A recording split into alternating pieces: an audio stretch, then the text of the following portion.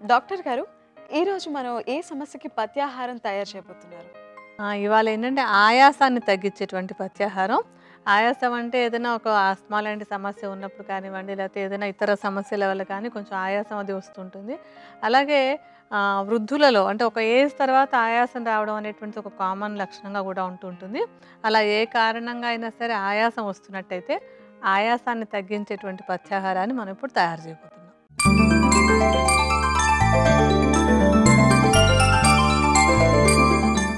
ఆయాసం తగ్గించే పథ్యాహారం తయారీకి కావలసిన పదార్థాలు తెలుసుకుందాం. ఆవు పాలు, చెరుకు రసం, బార్లీ పొడి, గోధుమ పిండి, ఎండు ద్రాక్ష, ఉసిరి రసం, నువ్వుల నూనె, తేనె, పిప్పళ్ళు, పటిక బెల్లం.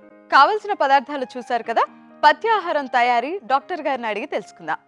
డాక్టర్ గారు, ఆయాసం తగ్గించే పథ్యాహారం తయారీ విధానం తెలియజేస్తారా? అలాగేనమ్మా. దీనికి ఏంటంటే మొట్టమొదట మనం స్టవ్ వెలిగించి బాండీ పెట్టుకుందాం. ఇప్పుడు ఏంటంటే ఈ బాండీ వెచ్చబడ్డాక మనం అందులో ఒక్కొక్క పదార్థమే వేసి వాటన్నిటిని కలిపి ఉడికించుకోవాలి. దీనికి ఏంటంటే మొట్టమొదట మనం తీసుకుపోయేటువంటిది చెరుకు రసం. ఈ చెరుకు రసం అనేటువంటిది ఆయాసం తగ్గడానికి ఉపయోగపడేటువంటి ఒక మంచి పదార్థం. అలాగే దీనికి అంటే టేస్ట్ కూడా బాగుంటుంది కనుక తీసుకోవడం కూడా ఇబ్బంది ఉండదు. సుమారుగా 1 కప్పు పరిమాణంలో చెరుకు రసాన్ని మనం ఇందులో పోసుకుందాం. అంటే మేము సుమారుగా వేస్తుంటాం. ఎప్పట్లానే మీరు లెక్కగా అంటే మెజర్ కరెక్ట్గా తీసుకుంటూ వేసుకోండి.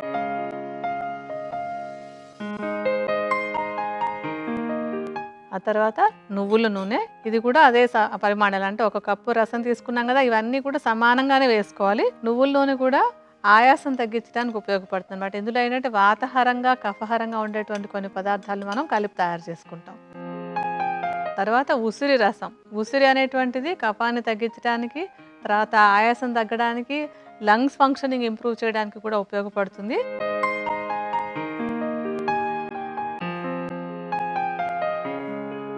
ఎండు ద్రాక్ష కూడా 1 కప్పు పరిమాణంలో వేసుకోవాలి. ఎండు ద్రాక్ష దగ్గు, ఆయాసం రెండింటిని తగ్గించేటువంటి మంచి ఔషధం. తర్వాత ఆవు పాలు కూడా 1 కప్పు పరిమాణంలో పోసుకోవాలి.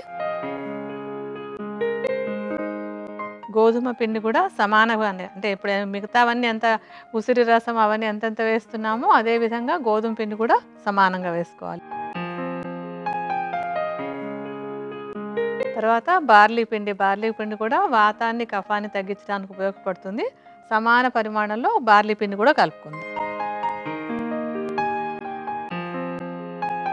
తర్వాత పిప్పళ్ళ చూర్ణం మాత్రం కప్పు పరిమాణంలో వేయం. కొద్దిగా 1 చెంచాడు పిప్పళ్ళ చూర్ణాన్ని వేసుకుందాం. ఈ పటిక బెల్లం కూడా మనకి కఫదోషాన్ని తగ్గించి ఆయాసం తగ్గించడానికి ఉపయోగపడుతుంది. పటిక బెల్లాన్ని పొడిలాగా చేసేసుకుని దీన్ని కూడా 1 చెంచా ప్రమాణంలో వేసుకోవాలి. అన్నిటిని బాగా కలుపుతూ ఉండాలి గరిటె తీసుకొని. అంటే ఇది మనం కలిపినటువంటి అన్నీ కూడా బాగా ఉడికి ఒక ముద్దలాగా, ఒక హల్వాలాగా తయారవుతుంది అనమాట. అలా అయ్యే వరకు దాన్ని మనం ఉడికించుకోవాలి.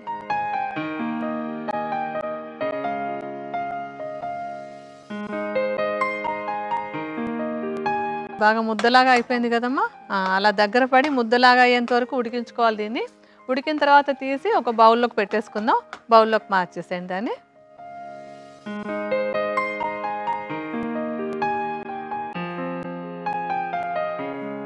ఇప్పుడు అదంతా తీసి పెట్టుకున్నాం కదా, దాన్ని చల్లారనివ్వాలి. చల్లారిన తర్వాత అందులో 1 కప్పు తేనె కలుపుకోవాలి మనం. కొంచెం చూడండి, చల్లారిన తర్వాత తేనె కలుపుదాం.